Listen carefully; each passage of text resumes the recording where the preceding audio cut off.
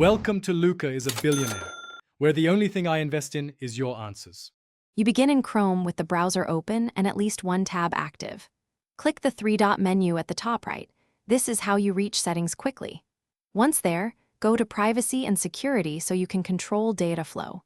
Now open cookies and other site data. This is where third-party cookie controls live. Doing this prevents cross-site trackers from storing identifiers. Make sure you follow the next step to switch the exact setting off. Once in cookies and other site data, locate Block third-party cookies and flip the toggle on. This stops sites you don't visit directly from tracking you.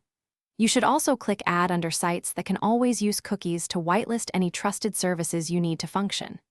Make sure to review clear cookies and site data when you close windows, and enabling that helps limit lingering trackers, but note it can log you out of some sites.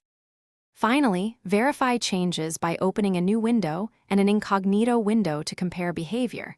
Cookies blocked in normal mode confirm the setting worked. Visit Chrome//settings/site data to inspect stored cookies and remove any unexpected entries. If a site breaks after blocking third-party cookies, add it to the allowed list or clear site-specific data and reload. If problems persist,